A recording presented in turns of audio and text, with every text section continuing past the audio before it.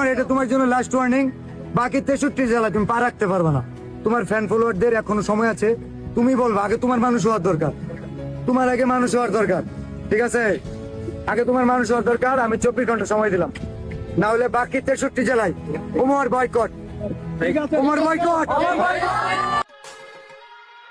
আমরা দুই ধরনের মানুষের কথা কানে নেই না, এক পাগল, দুই নেশাখোর। ধন্যবাদ।